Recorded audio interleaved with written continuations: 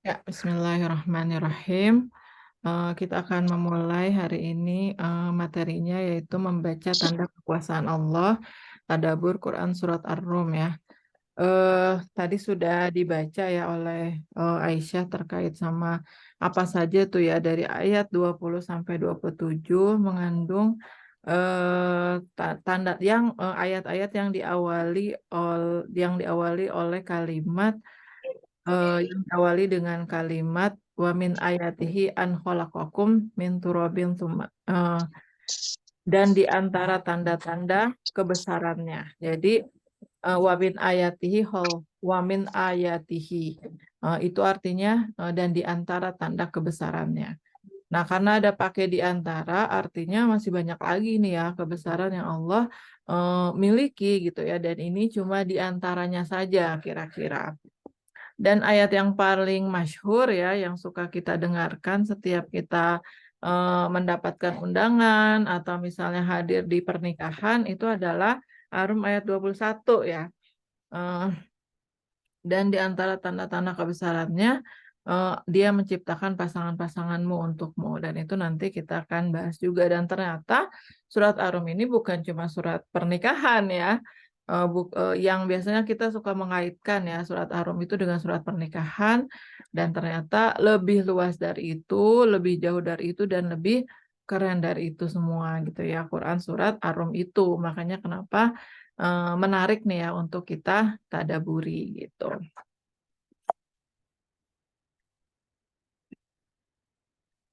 Nah, surat Ar-Rum ini adalah surat Makkiyah ya, artinya dia turun pada periode Mekah ya. Dia turun sebenarnya ketika diturunkan oleh Allah melalui malaikat Jibril kepada Nabi Muhammad SAW, dia turun setelah surat Al-Insyiqaq ya. Tetapi di dalam mushaf surat Ar-Rum itu masuk ke surat ke-30 setelah surat Al-Ankabut dan jumlah ayatnya 60. Nah, apa sih asbabun nuzul atau peristiwa yang melatar belakangi turunnya surat Ar-Rum ini gitu ya. Surat Ar-Rum ini sebenarnya diambil dari nama negara ya, dari nama negara hari ini ya, atau dari nama bangsa pada saat itu yaitu bangsa Romawi. Kalau misal hari ini masih ada ya negara Romawi, Roma ya, Roma, maka Roma itu adalah negara yang sangat kalau hari ini Roma kota ya, kota Roma di mana tuh? Apa tuh namanya? Nah, dulu adalah sebuah bangsa yang sangat besar ya, Romawi itu. Jadi sebelum kemunculan peradaban Islam ya atau peradaban Arab, sudah ada dua bangsa yang besar yaitu bangsa Romawi dan bangsa Persia. Nah, di Quran Surat Ar-Rum ini turun untuk memberitakan kemenangan Romawi setelah kekalahannya. Sebentar ya. Masih banyak ya Kak Zara. Ya. Ya, nggak apa-apa.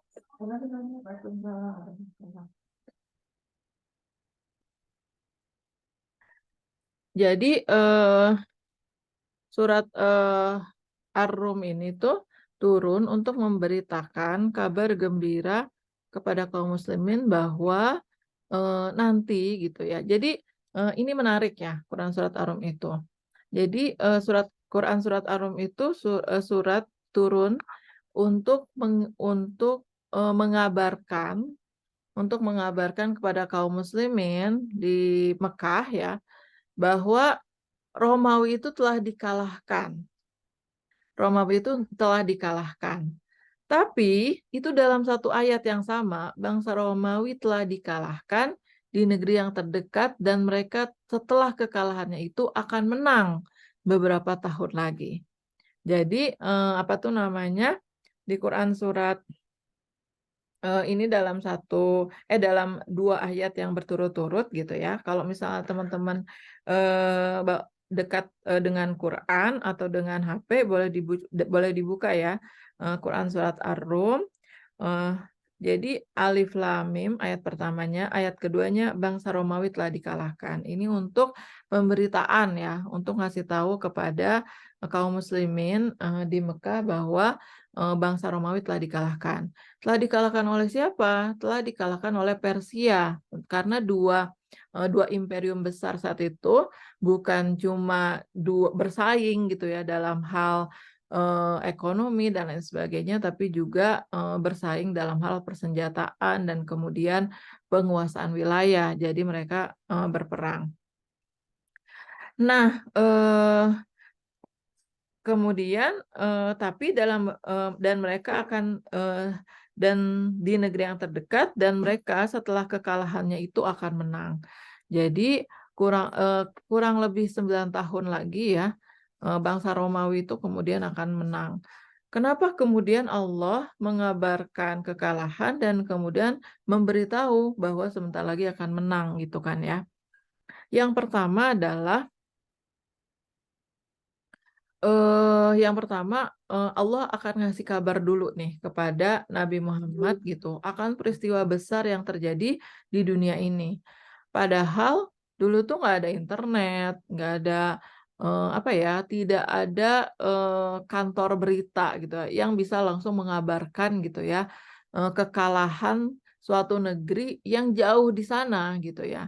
Jadi ini untuk ngasih tahu juga ya bahwa ini benar-benar wahyu gitu dari Allah, Nabi Muhammad dikasih tahu langsung gitu sama Allah terkait sama peristiwa besar yang terjadi di dunia saat itu, yaitu peperangan antara Romawi dan Persia gitu ya.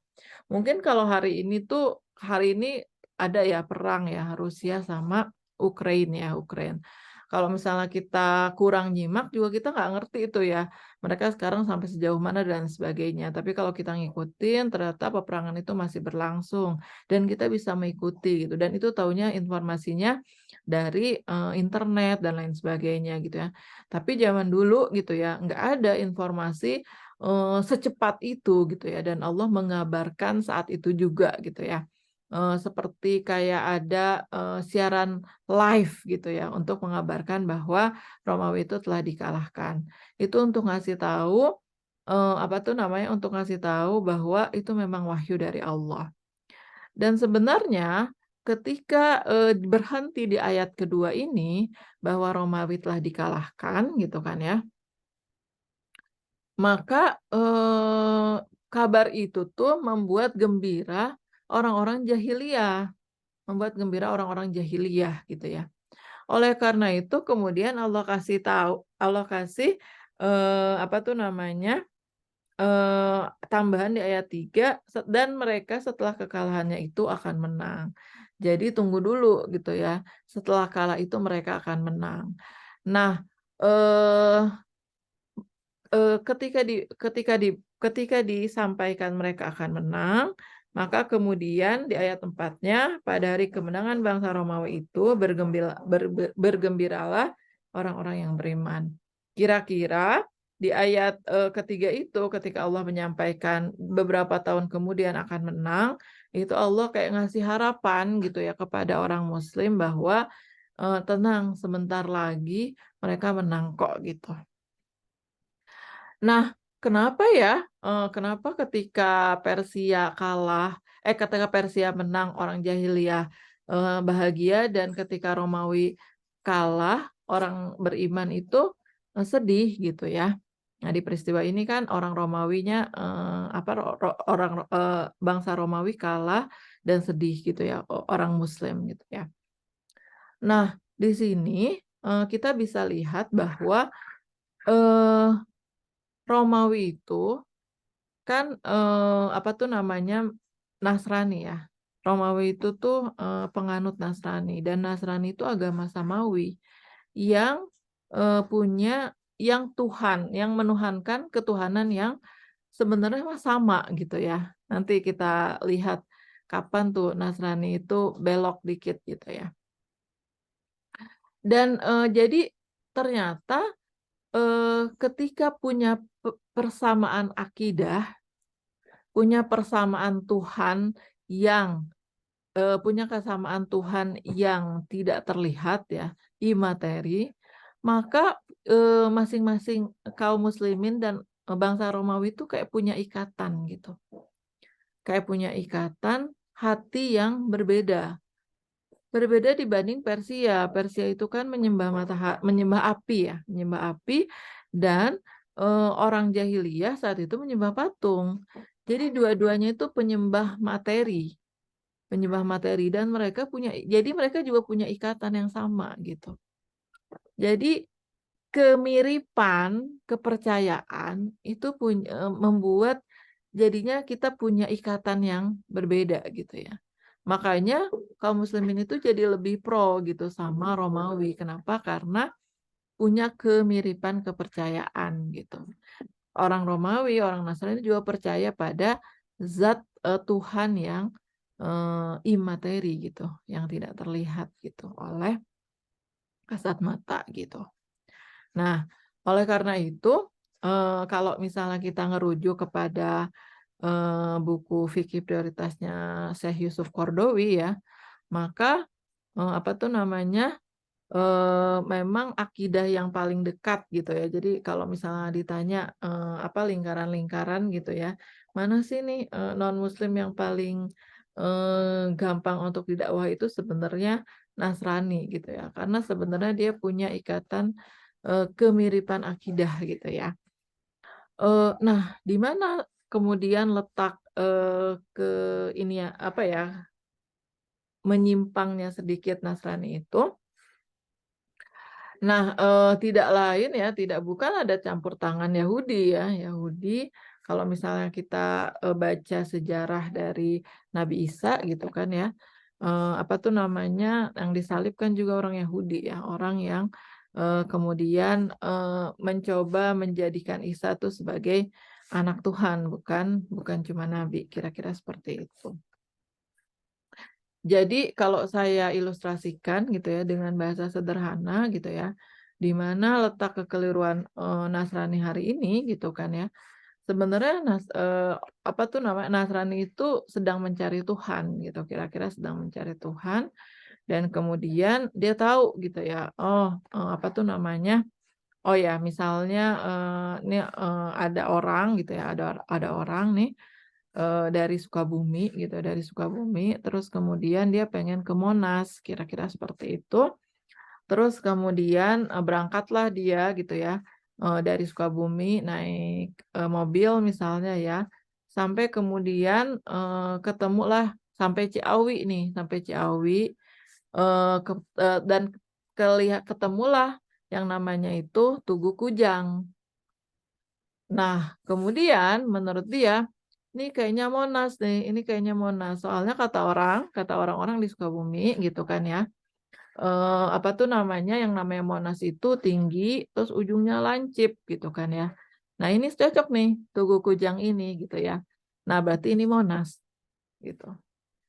Terus kemudian dan mungkin ya orang-orang di sekitarnya juga, oh iya iya benar-benar ada yang menyemangati dia untuk apa ya untuk benar-benar untuk membenarkan persepsi dia gitu ya.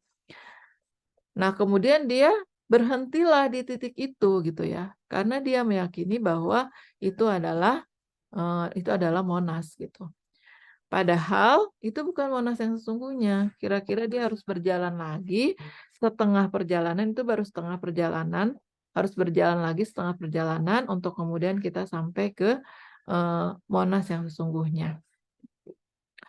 Nah, sayangnya nih apa Nasrani itu tidak ada yang ngabarin gitu, tidak ada yang ngasih tahu misalnya apa tuh namanya Monas yang sebenarnya, atau kalaupun ada yang ngasih tahu gitu ya, dia sudah keburu males gitu. Aduh, udah capek-capek, udah macet-macetan juga dari Sukabumi ke Bogor, udahlah saya anggap aja ini Monas gitu, nggak apa-apa kan, toh ininya sama gitu ya, apa tuh namanya deskripsinya sama gitu ya. Nah, kira-kira tuh ada di titik itu. Apa tuh namanya, orang Nasrani itu gitu ya. Dan sebenarnya yang dia cari sama gitu, yang dia cari sama-sama orang Muslim, makanya ada kedekatan secara akidah gitu ya, antara Muslim dan Nasrani.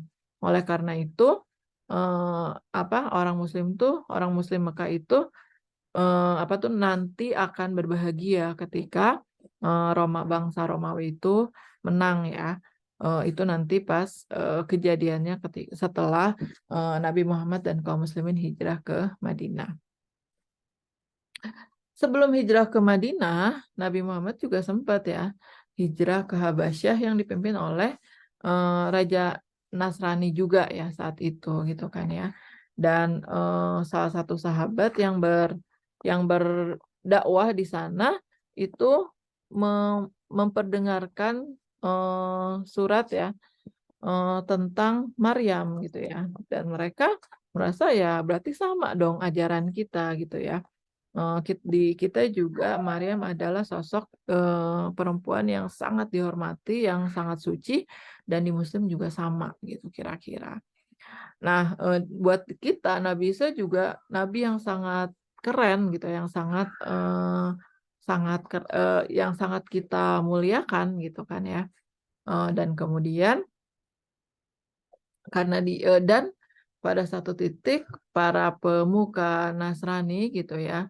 Kemudian karena berhenti di Nabi Isa, kemudian dia menafikan Muhammad. Jadi mencoba menghilangkan Monas yang sebenarnya. Kira-kira seperti itulah perjalanan Nasrani. Tapi memang kalau misalnya kita kita buka ya sejarah Nabi Isa gitu ya. Memang Nabi Isa itu nabi yang mudah sekali gitu ya untuk diidolai gitu ya, untuk diidolai dan dijadikan kultus gitu ya. Karena emang Nabi Isa itu sekeren itu gitu ya, mujizatnya aja itu bisa menyembuhkan orang sakit, terus kemudian menghidupkan orang yang mati gitu ya kan. Nabi Isa itu kayak tabib ya. Jadi saat itu memang tabib adalah profesi yang paling prestisius ya, dokter ya. Dan kemudian mujizat-mujizat Nabi Isa juga berkaitan sama hal-hal tersebut gitu kan, dan bisa ngalah-ngalahin tabib lah kira-kira kayak gitu. Jadi sekul itu emang Nabi Isa itu gitu kan ya. Dan kalau misalnya kita ngerujuk ke Nabi Muhammad gitu ya, Nabi Muhammad juga tidak kalah kerennya gitu ya, tidak kalah luar biasanya gitu ya. Dan ternyata alhamdulillah Allah itu menjaga gitu ya, menjaga kesucian keislaman kita itu tidak sampai terperosok ke kultus individu Muhammad gitu ya. Makanya kemudian Allah menamai langsung gitu kan agama kita ini yaitu Islam gitu ya, bukan agama Muhammad gitu kan ya. Karena Allah sangat-sangat benar-benar menjaga gitu ya tauhid kita, akidah kita untuk ada bentar ya, nanti menentukan ya. Benar-benar menjaga akidah kaum muslimin agar tidak terperosok atau terpeleset gitu, tersesat mengkultuskan misalnya salah satunya Nabi Muhammad. Nah, ini juga karena kerennya ini Nabi Isa gitu ya, jadi kemudian dikultuskan. Nah, balik lagi ya ke surat Rum gitu ya. Jadi Rum itu diambil dari kata Romawi gitu ya. Dan setelah itu berapa ratus tahun kemudian Romawi Timur dikalahkan ya oleh namanya Muhammad Al-Fatih gitu ya, yang Romawi Timur hari ini atau yang kita kenal sebagai Istanbul itu wilayah kekuasaan Romawi Timur. Jadi Romawi itu ada dua tuh ya, Romawi Timur dan Romawi Barat. Dan kemudian Romawi Timur dikalahkan berapa ratus tahun kemudian oleh namanya Muhammad Al-Fatih, pemuda yang memang dipersiapkan gitu ya oleh 7 turunan kakek buyutnya untuk terus gitu ya menaklukkan Konstantinopel itu. Dan kemudian Romawi Barat hari ini masih ada ya Roma ya sebagai satu-satunya kayaknya negara di dalam negara yang berdasarkan agama ya, seperti itu. Nah, Jadi kemenangan Romawi atas Persia itu kurang lebih 9 tahun gitu ya. Terus kemudian nah, lalu apa yang membuat Nabi yang tinggal di Mekah mengetahui bahwa Romawi akan memperoleh kemenangan atas musuh mereka? Nah, ini juga nih, kalau bukan wahyu dari Allah. Sebentar ya teman-teman.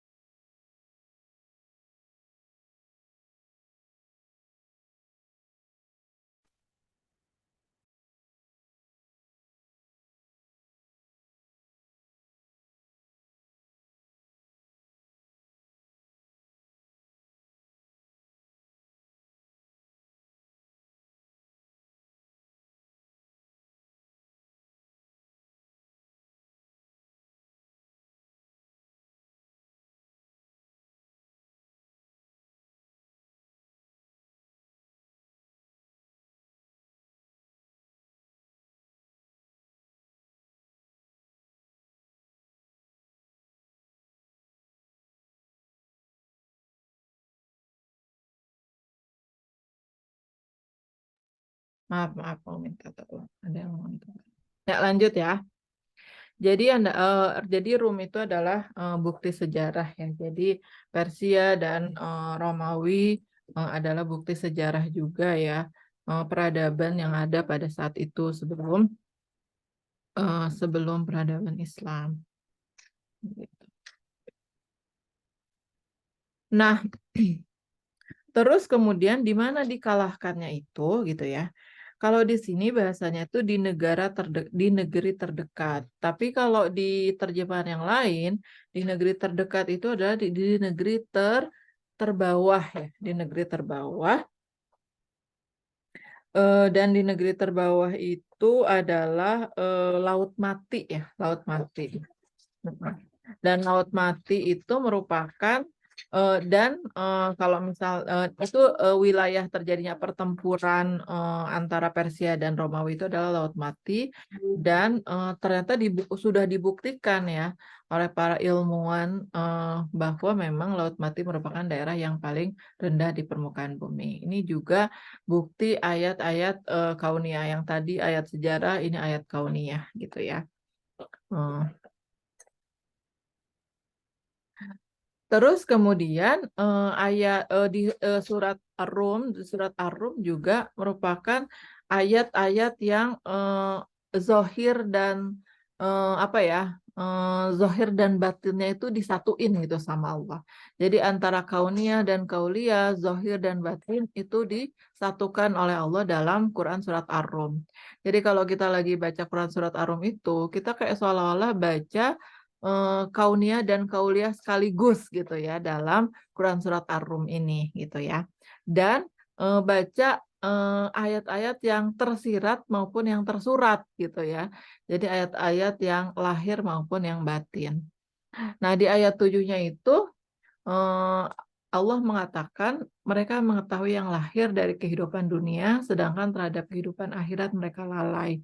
Salah satunya kenapa Allah mengabarkan kemenangan Romawi nanti kelak, itu juga Allah mengambarkan masa depan gitu ya. Sesuatu yang tidak diketahui sebelumnya oleh manusia gitu ya. Jadi sesuatu yang tidak terlihat, sesuatu yang tampak dan sesuatu yang tidak tampak, kira-kira seperti itu. Nah, di ayat 7 ini gitu ya, Allah mengatakan mereka mengetahui yang lahir dari kehidupan dunia, kadang-kadang sedangkan terhadap kehidupan akhirat mereka lalai ya. Jadi ini juga Allah pengen ngingetin kita gitu ya. Mungkin apa tuh namanya, pas kita dengar kabar sesuatu yang sedih gitu ya, kekalahan Romawi, dan kemudian kita sedih gitu ya, berlarut-larut rasanya, apa tuh namanya, rasanya tuh kehidupan berhenti sampai di sini. Soalnya udah kalah gitu ya, sedih berkepanjangan gitu ya. Padahal kita nggak tahu, bahkan besok aja terjadi apa juga kita nggak tahu gitu, masa depan kita nggak tahu dan kadang-kadang kita khawatir gitu ya sama kehidupan dunia yang kelihatan hari ini gitu ya. Aduh begini belum begini, tapi kita nggak khawatir sama kehidupan yang belum kelihatan. Allah pengen ngasih tahu kayak gitu. Kita nggak khawatir sama kehidupan akhirat kita yang nggak kelihatan gitu ya. Jadi kita lebih suka khawatir sama kehidupan lahir, kehidupan yang kelihatan gitu ya. Aduh begini, takut begini, takut begini, dan lain sebagainya. Tapi kita suka lalai sama sesuatu yang tidak kelihatan gitu ya. Padahal itu masa depan kita, padahal dan kita nggak tahu nih masa depan kita itu sebentar lagi atau masih lama gitu ya. Dan kadang-kadang kita lalai sama sesuatu yang tidak kelihatan itu gitu kan. Itu sebenarnya yang Allah pengen sampaikan gitu ya kepada manusia terkait sama zahirnya memang hari ini kalah gitu ya Romawi, tapi nanti nanti akan menang kok. Itu kayak ngasih harapan gitu kepada kaum muslimin, maka dan ngasih harapan juga kepada mungkin kita juga nanti akan menang karena pada saat itu di Mekah emang tribulasi tribulasi kaum kafir memang lagi apa tuh ya, lagi heboh-hebohnya gitu ya, menindas kaum muslimin dan kemudian dengar kekalahan, oh tambah drop, kira-kira tambah pesimis gitu, gimana nasib gue ya hari ini gitu, kira-kira seperti itu. Tapi kemudian Allah beritakan sesuatu yang akan terjadi di masa depan agar memberikan harapan dan memberikan harapan juga kepada kaum muslimin kalau suatu saat kita juga bisa menang kira-kira. Apa tuh namanya, bebas dari apa tuh namanya, hegemoni dari kezaliman dari kaum kafir Mekah saat itu gitu ya. Jadi ini kondisinya kaum muslimin lagi di Mekah dan tribulasi kepada kaum muslimin sangat dahsyat. Nah, selanjutnya eh jadi dari pembukaan saja sebenarnya Ar-Rum itu sudah ngasih tahu kebesaran Allah, kekuasaan Allah terkait sama masa depan, terkait sama berita yang kemudian kenapa Nabi Muhammad tahu gitu ya berita tersebut padahal jauh di sana gitu ya kejadiannya gitu kan, dan itu juga udah nunjukin kebesaran Allah sebenarnya di Quran surat Ar-Rum ini. Dan gimana Allah menyatukan antara kauniyah dan kauliyah gitu kan ya. Eh, apa tuh namanya, apa yang disebut oleh Al-Quran saat ini kemudian dibuktikan gitu ya oleh ilmu pengetahuan saat-saat ini gitu kan ya. Dan kemudian ada beberapa tanda-tanda kebesaran Allah yang memang ayatnya itu dimulai dengan kalimat tadi ya, wa min ayatihi, dan di antara tanda-tanda kebesarannya gitu. Nah, kira-kira ya ada tujuh ayat di dalam Quran surat Ar-Rum yang diawali dengan kalimat wa min ayatihi, dan di antara tanda-tanda kebesaran Allah. Apa saja ayat-ayat tersebut? Yang pertama adalah dan di antara tanda-tanda kekuasaannya, dia menciptakan kamu dari tanah. Kemudian tiba-tiba kamu menjadi manusia yang berkembang biak. Mungkin ini memang tanda kebesaran Allah yang nyata banget ya, yang dekat banget dengan kita gitu ya. Apalagi misalnya kita ketika merasakan kehamilan gitu ya. Itu kayak, ya Allah ini benar-benar kekuasaan Allah banget ya. Kita nggak ngapa-ngapain, tiba-tiba tumbuh aja gitu sendiri ya. Dari yang tadinya sebiji, apa tuh namanya, sebiji kacang hijau gitu kan ya. eh zigot membelah gitu kan ya, dan kemudian akhirnya jadi berbentuk manusia gitu. Pernah nggak teman-teman merenungi gitu ya betapa dahsyat penciptaan manusia ini gitu ya? Bagaimana gitu Allah menciptakan manusia itu sendiri itu luar biasa gitu. Dan kemudian ada tahapannya. Kenapa sih harus ada tahapannya? Harus ada 9 bulan dan tiap di USG apa bayi itu berubah dan lain sebagainya ya. Untuk kita bisa ngerasain itu benar-benar kebesaran Allah gitu. Dan kemudian dia lahir gitu ya dari rahim kita, dan kemudian dia tiba-tiba tumbuh gitu ya jadi anak-anak gitu ya. Jadi kalau misalnya teman-teman ngelihat anak kita gitu ya, itu kebesaran Allah yang dihadirkan deket banget. Dan di hari deket banget dan sehari-hari gitu kita ngelihat kebesaran Allah. Jadi anak itu ya ayat kauniyah gitu ya. Bukti kebesaran Allah gitu ya. Ayat kauniyah gitu. Kenapa kalau yang punya anaknya banyak, kenapa nih dari rahim yang sama dibesarin sama, kenapa itunya beda-beda ya, misalnya fisiknya atau sifatnya dan lain sebagainya gitu ya, punya uniqueness tersendiri gitu ya. Ini tuh udah masuk ke ta- tanda-tanda kekuasaan Allah. Gitu. Jadi apa tuh namanya, somehow kita nggak perlu naik gunung, nggak perlu kemana, ya di rumah sendiri juga itu tanda kekuasaan Allah sudah ada gitu ya, di rumah sendiri, kira-kira seperti itu. Kemudian ayat 21, tanda kekuasaan Allah yang berikutnya itu adalah pasangan kita, teman-teman. Jadi coba teman-teman renungkan deh ya, renungkan. Ya boleh juga nanti kalau mau mau sharing gimana sih teman-teman ketemu pasangannya gitu. Ada nggak hal yang unik gitu karena tiba-tiba ketemu aja gitu kan ya. Kan ketemu jodoh itu sesuatu yang benar-benar Allah ya yang ngasih ya. Kok tiba-tiba kenapa kita berjodoh sama dia ya, kenal aja kagak dan lain sebagainya gitu ya. Ya dihadirkan aja gitu ya, di apa ya, tiba-tiba didekatkan, dipertemukan dan kemudian jadilah dia jodoh kita gitu kan ya. Jadi apa tuh namanya? Coba teman-teman ingat-ingat lagi. Mungkin teman-teman tentang jodoh ini gitu ya. Dari dulu saya emang doanya itu pengen doa doa suami yang begini begini begini dan semuanya tuh dihadirkan dalam kehidupan saya saat ini di dalam sosok pasangan saya hari ini tuh benar-benar itu ngejawab doa-doa saya gitu. Doa-doa saya, Mbak, gitu kan misalnya. Coba coba apa tuh namanya awal mula ketemu kayak gimana? Kenapa ya aku bisa jodoh sama dia gitu misalnya kayak gitu. Dan ternyata dia adalah bukti kebesaran Allah juga, tanda-tanda kekuasaan Allah. Jadi kalau lagi menatap suami, wah ternyata dia tanda kebesaran Allah ya gitu ya.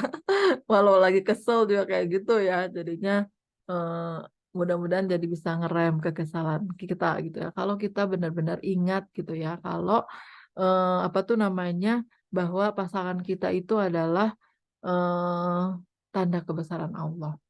Mungkin kita nggak terlalu ngerasa ya, aduh ini mah tetangga sendiri, oh ya dijodohin, atau teman kuliah, dan lain sebagainya.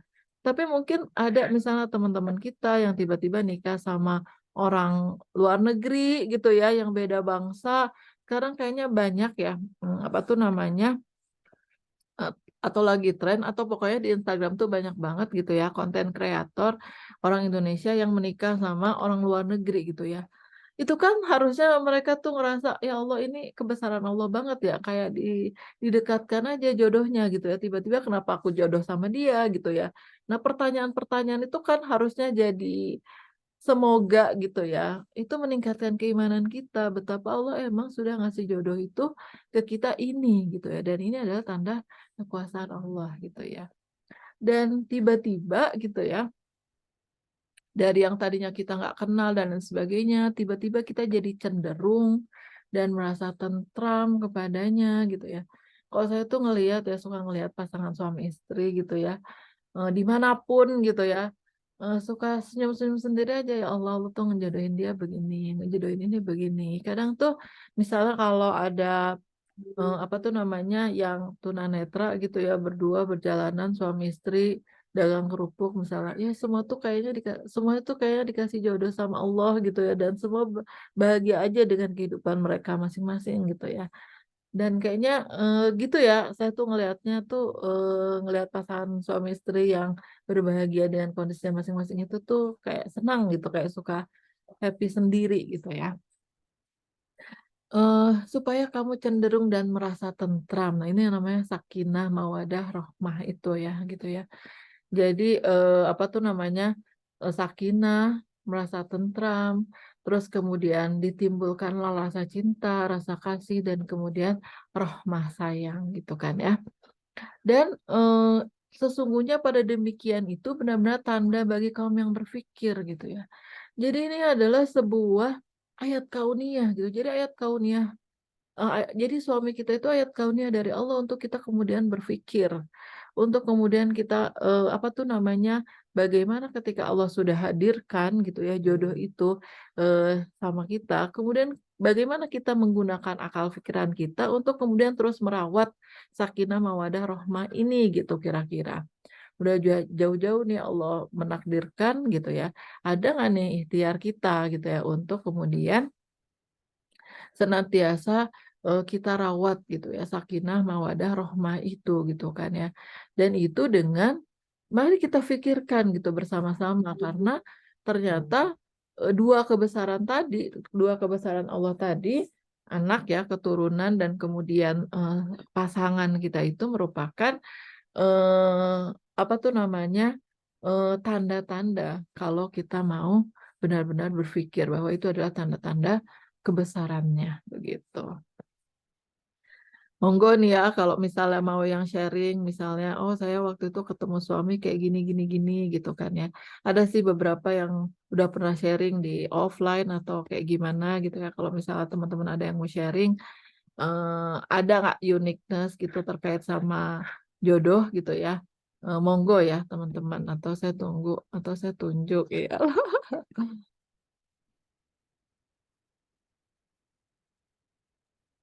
Mbak Tia, Ya, aku ini kalau pas baca ayat ini malah jadi ingat zaman kuliah. apa tuh gimana? Oh iya Eh, iya, silakan konsep silakan konsep sharing. spesies. Heeh, sharing Aisyah sharing. Kalau di klasifikasi ilmiah kan ada dari kingdom sampai phylum, ordo, genus, spesies gitu kan. Nah, Heeh. konsep spesies itu kenapa dua makhluk hidup dikatakan satu spesies itu atau satu jenis, kalau dalam bahasa Indonesia itu jenis ya, spesies. Heeh. Itu kalau mereka bisa menikah dan melahirkan keturunan.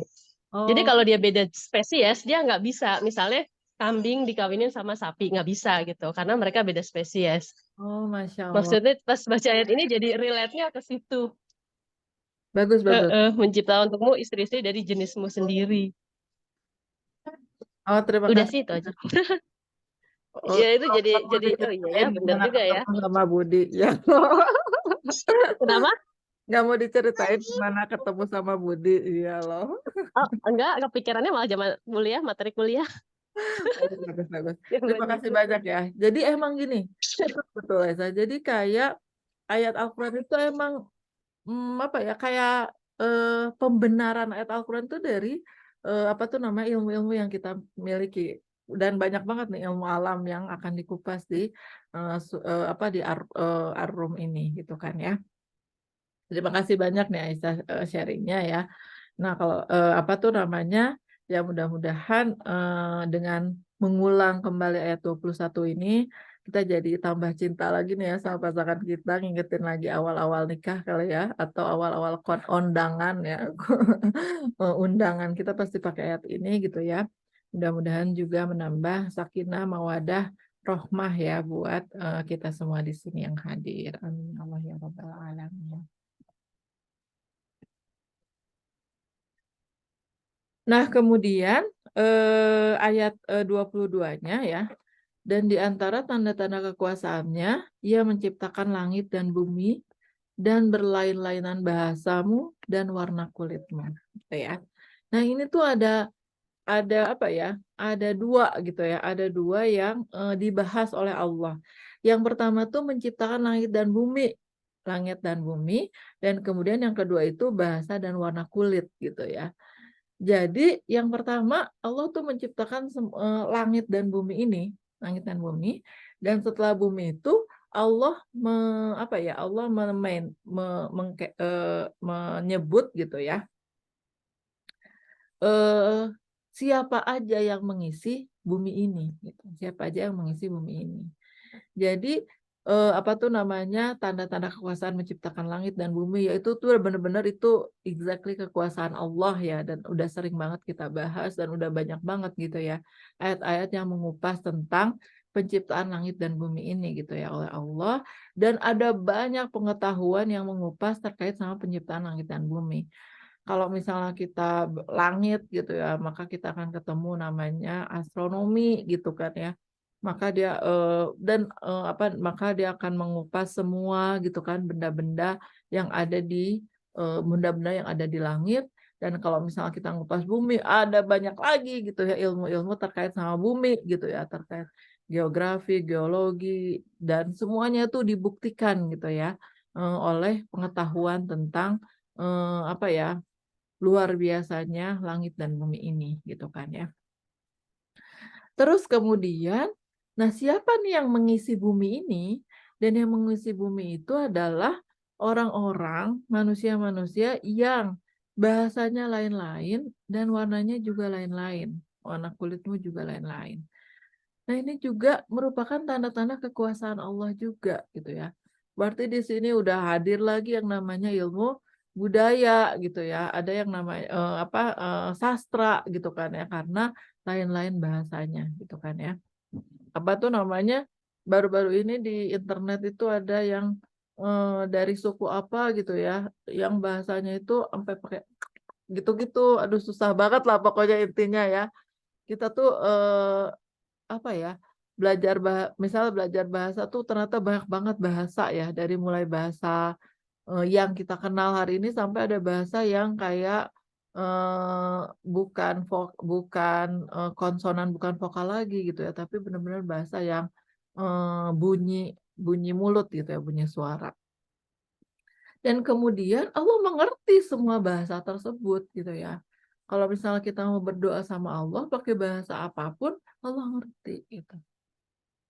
Kayak gitu. Jadi luar biasa gitu ya terkait sama. Jadi ketika kita ketemu sama orang-orang di luar sana dan bahasanya berbeda, bahwa itu adalah tanda kebesaran Allah gitu ya. Bahwa Allah tuh menciptakan manusia tuh sampai sebegitunya ya, sampai misalnya ke pelosok Afrika. Kebetulan kita sekarang udah ada internet ya, kita masih bisa gitu ya melihat kehidupan suku paling terpencil misalnya di Afrika gitu ya, cuma lewat internet, nggak perlu ke sana. Dan kita tahu, wah ternyata bahasanya itu serumit itu ya teman-teman gitu kan, dan lain sebagainya. Kemudian warna kulit, dan sesungguhnya pada yang demikian itu terdapat tanda-tanda bagi orang-orang yang mengetahui. Balik lagi kemudian Allah menutup dengan kata-kata benar-benar terdapat tanda-tanda bagi orang-orang yang mengetahui. Benar-benar ini jadi pelajaran, benar-benar kita bisa jadi ilmu nih, jadi satu ilmu. Misalnya belajar bahasa A, belajar bahasa B, belajar bahasa C, itu jadi satu ilmu tersendiri gitu ya. Jadi apa tuh namanya? eh ini adalah tanda kekuasaan Allah yang lain. Setelah Allah menciptakan langit dan bumi, kemudian Allah mengisinya bumi ini dengan bahasa dan warna kulit yang berbeda-beda tadi. Gitu. Nah, boleh nih kalau ada yang mau share lagi terkait sama ayat 22.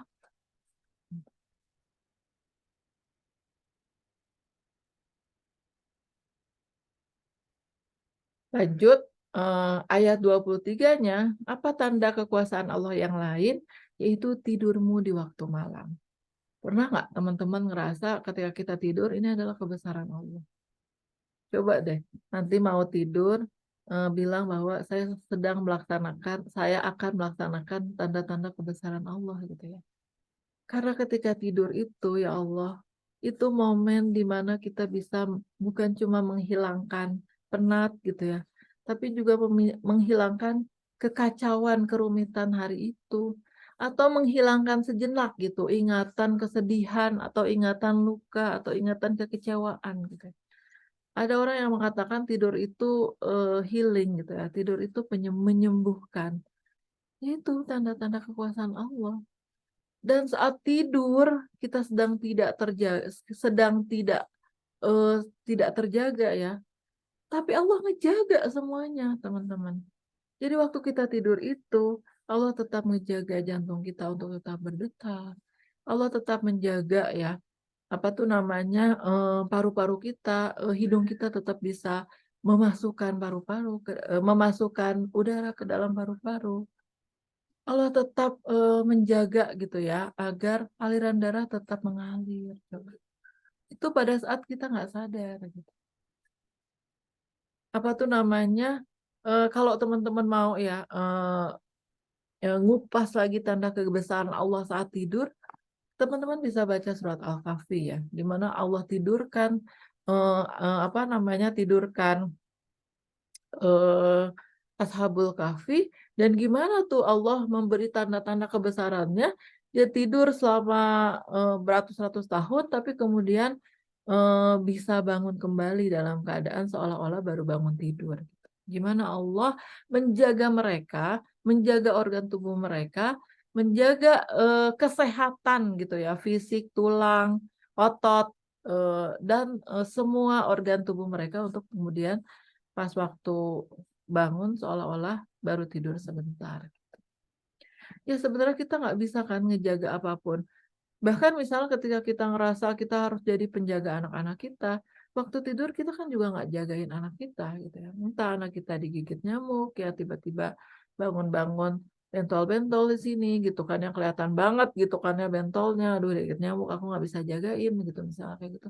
Kan kita emang nggak bisa jaga 24 jam gitu ya anak kita, dan Allah bisa menjaga. Itu tanda juga kebesaran Allah gitu ya, ketika bahwa saat kita tidur pun Allah menjaga kita. Saat kita tidur pun Allah menjaga anak-anak kita. Ya, karena ada banyak gitu kan ya potensi hal-hal yang akan mencelakakan kita gitu ya kan. Kita nggak tahu gitu ya. Apa tuh namanya, itu tanda kekuasaan Allah. Terus dan di siang hari, di waktu tidurmu di waktu malam hari dan di siang hari itu adalah harinya kamu mencari waktunya kamu mencari sebagian dari karunia-Nya. Itu juga tanda kekuasaan Allah gitu ya.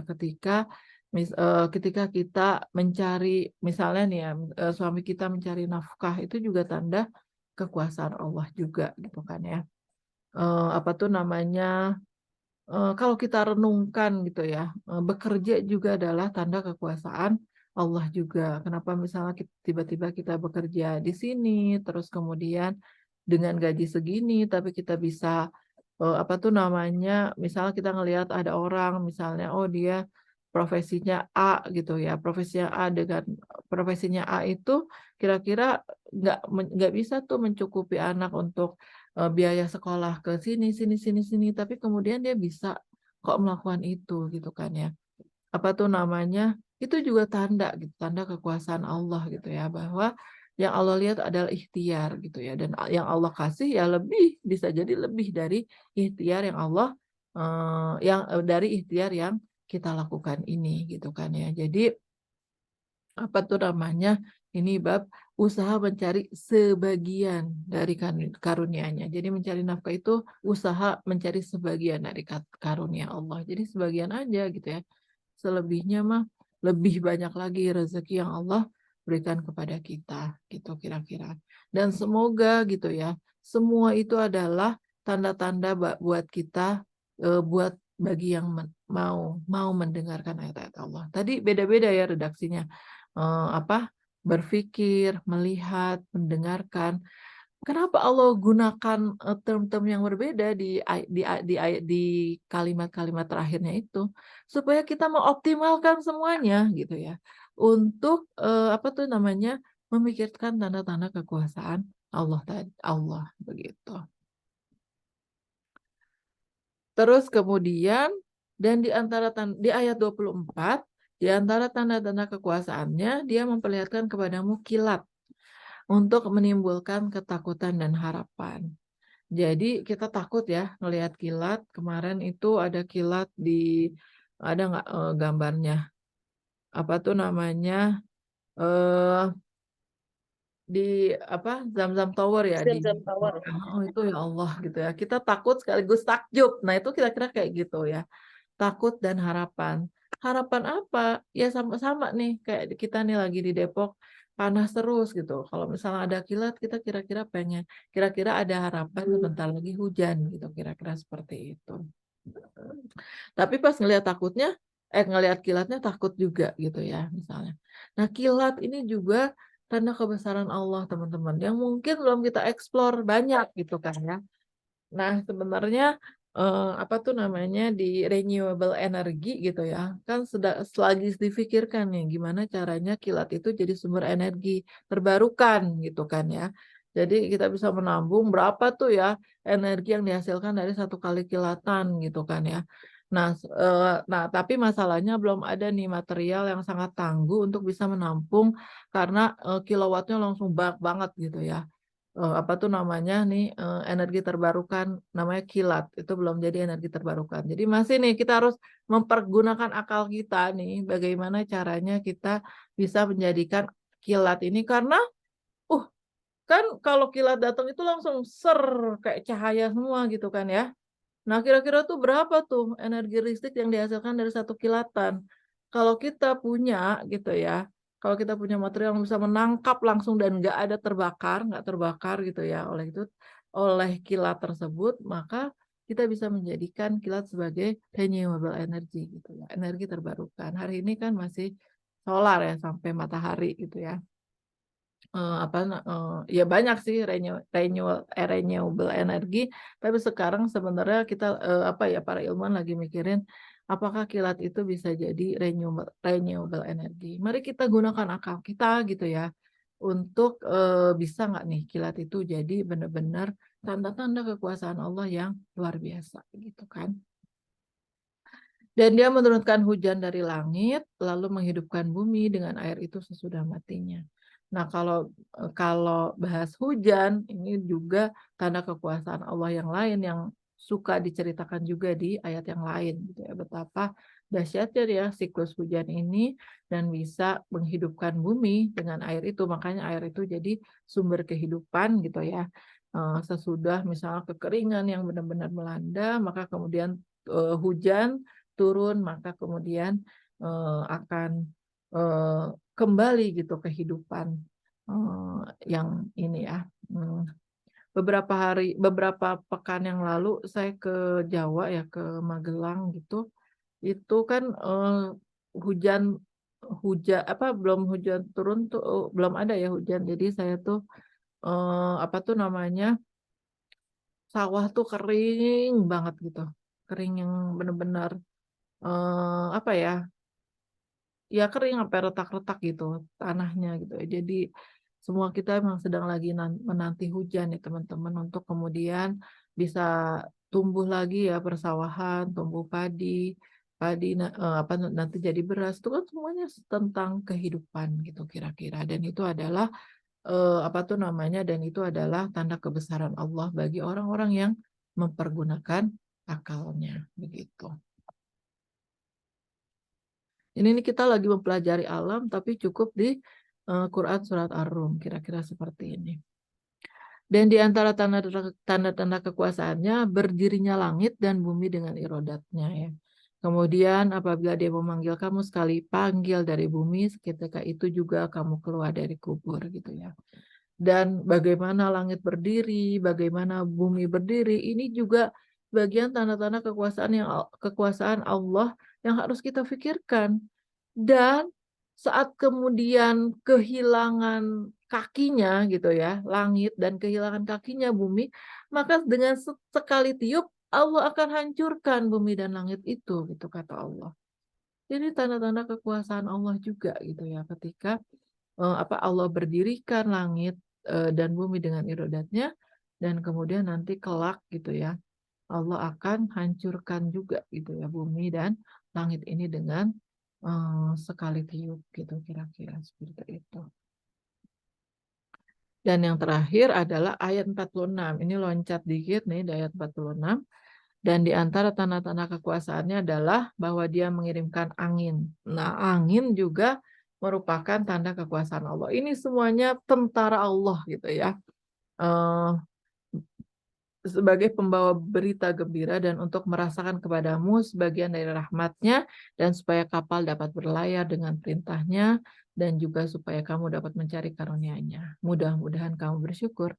Ditutup dengan kata-kata mudah-mudahan kamu bersyukur. Kalau dari tadi kan mudah eh, mendapat pelajaran bagi orang-orang yang berakal, orang-orang yang mendengar, melihat gitu kan. Dan kemudian ini ditutup sebegitu banyak gitu ya tentara Allah. Allah tuh tadi nyebutin semua makhluk Allah dan semuanya tuh bekerja buat siapa? Buat kita manusia gitu. Kilat, gunung, bumi, laut gitu kan ya. Dan yang ini adalah dan terakhir ini Allah mengirimkan angin ya. Sebagai makhluk Allah juga sebagai pelajaran. Dari sini aja nih kita udah dapat ilmu berapa banyak gitu ya dari angin ini gitu ya.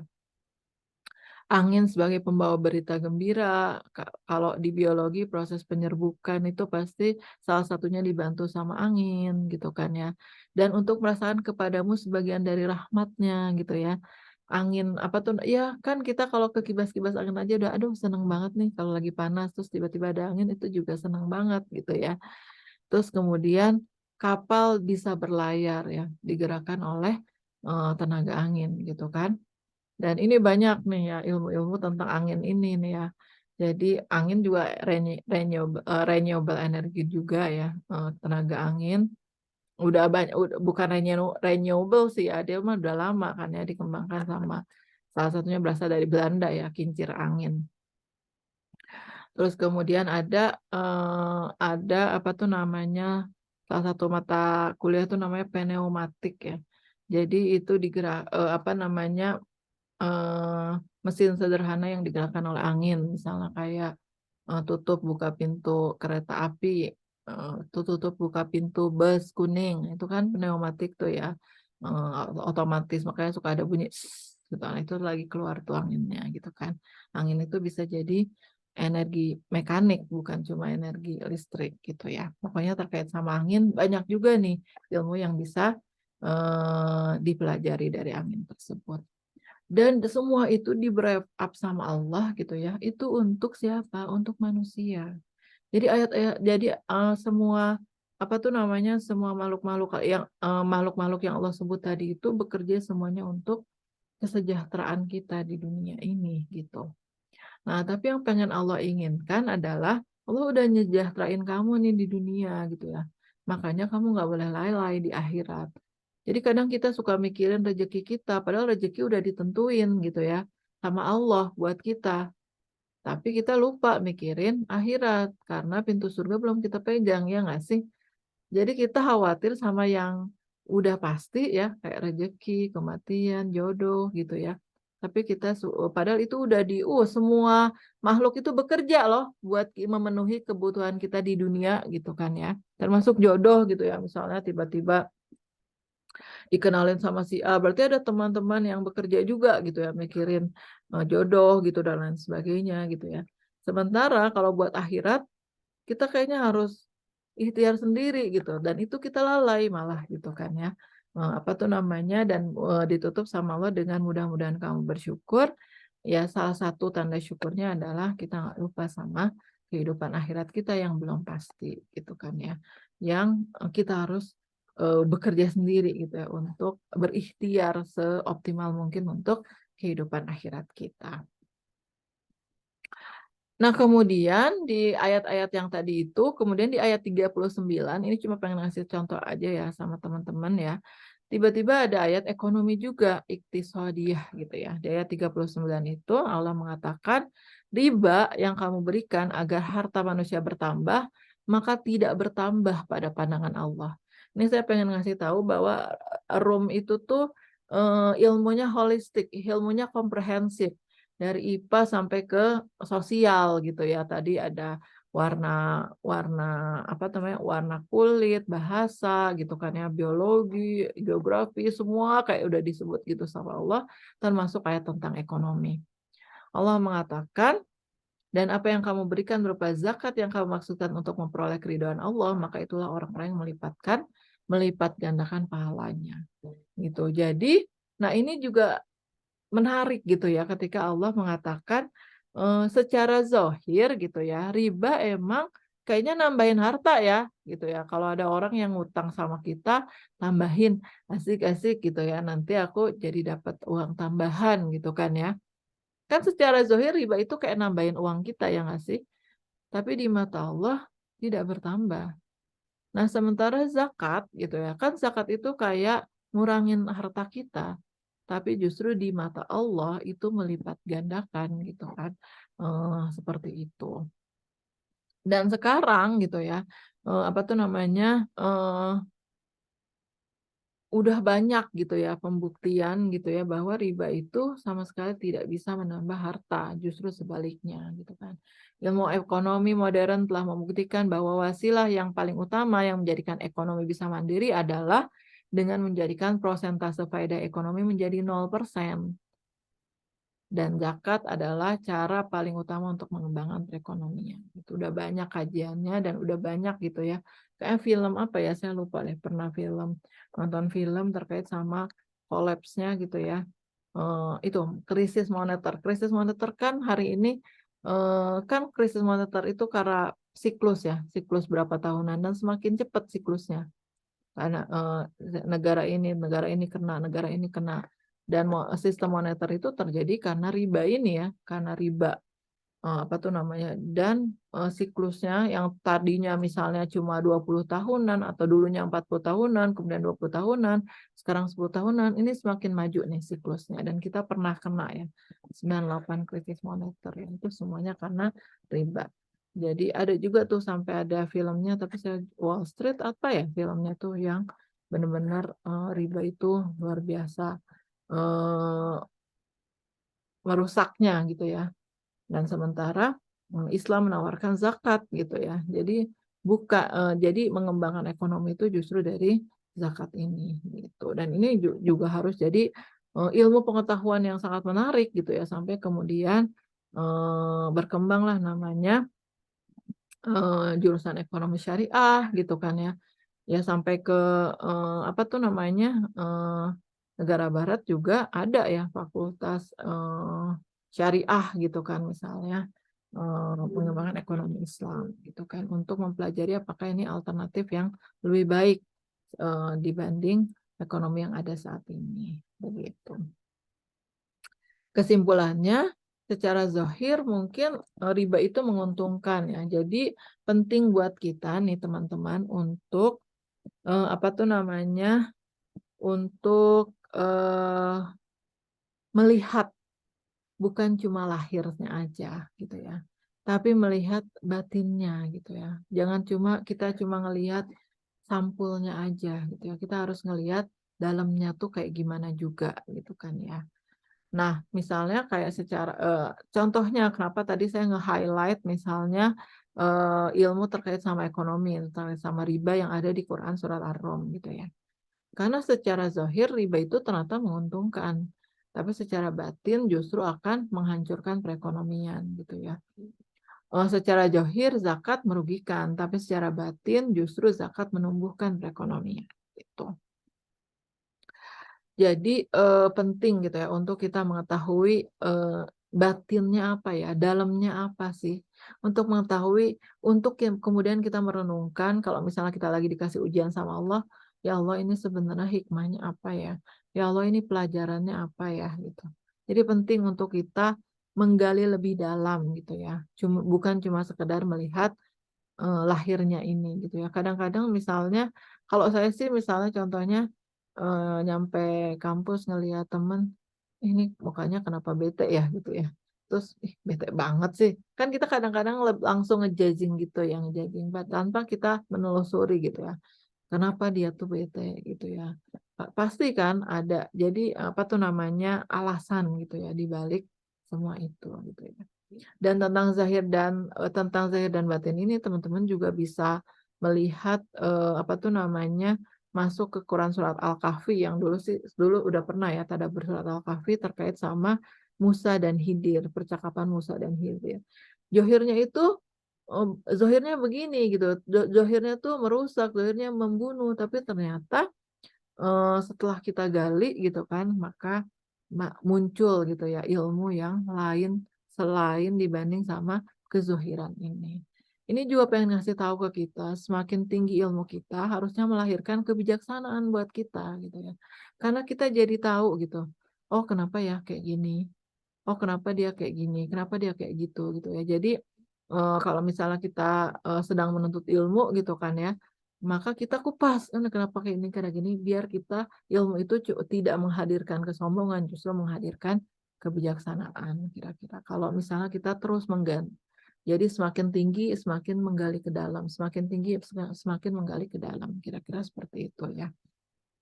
Kita tahu lahirnya A, terus kemudian kita intip gitu ya, memikirkan, merenungi apa ya maksud semua ini dan lain sebagainya gitu.